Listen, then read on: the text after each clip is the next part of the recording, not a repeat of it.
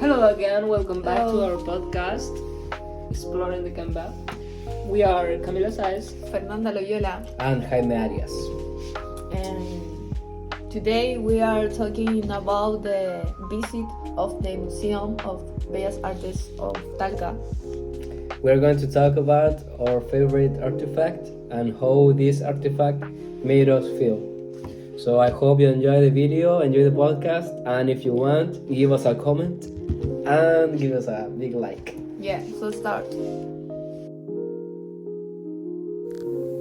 Well, here we go into the museum. First, they explain a little about the history of how this piece of art got here. They explain to us that the museum is divided into rooms, and the first room we enter is the painting room. There are some typical Chilean paintings and others that come from abroad, and many of these have anonymous creators, while others do have the name of their creators. This is where I found my favorite piece of art in the entire museum. I'll show it to you a little later.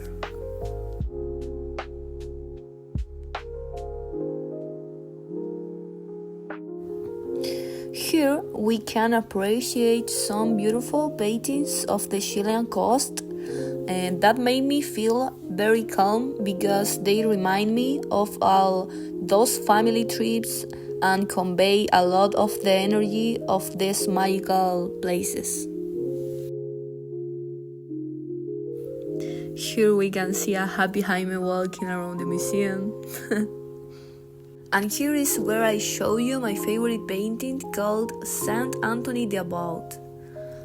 It's a man reading a mysterious book surrounded by flying gargoyles.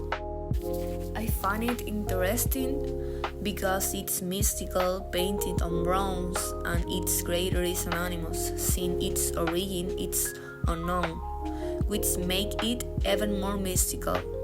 Also, apart from the original painting, there's a projection of it where the base of the book moves and the gargoyles fly around the man reading. I like this painting because when I see it, it makes me intrigued to know its origin and also the meaning of it.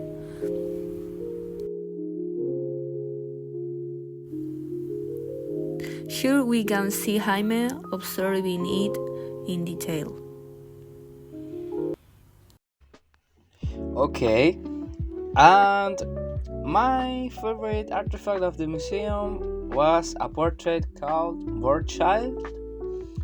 It is a painting made by Euskalpio Espinosa that is going to appear forward in the video.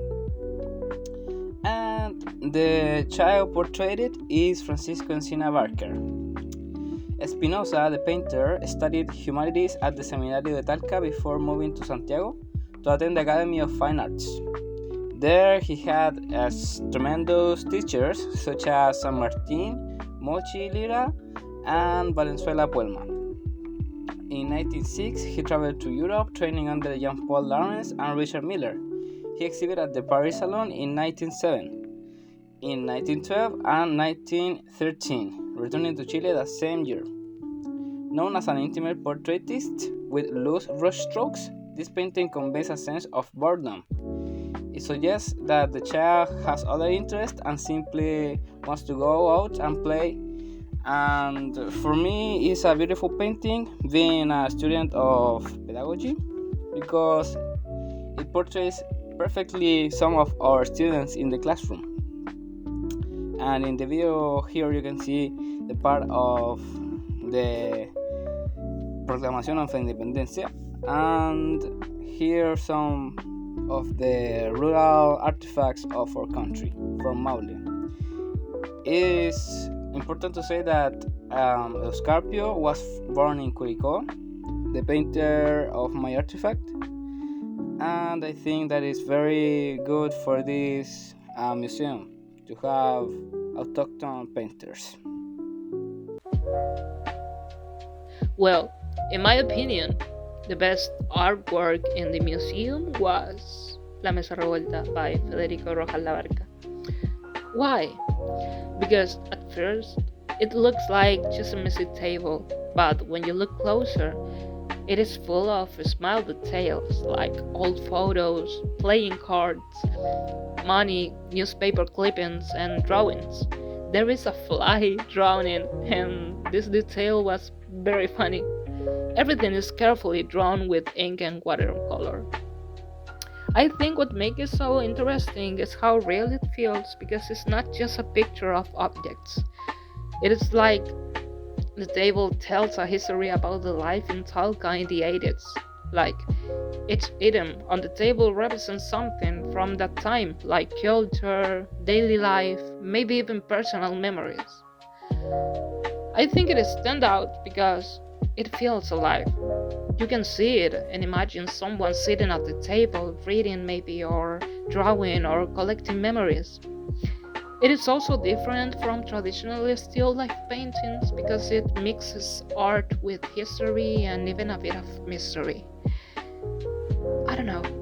It made me stop and look for a long time just to see all the things, all the little things hiding in it. As a conclusion, the visit to the museum was a great experience. We learned many things about the region, its history, tradition, and how it changed over the time. The museum has a lot of interesting objects that help us understand how people live here. And one thing that really stands out is how interactive it is because there are things that you can touch and try which help you feel closer to the history and makes the visit more fun and engaging. And yeah, that was all. That was our visit to the Museum Ojiniano de Talca.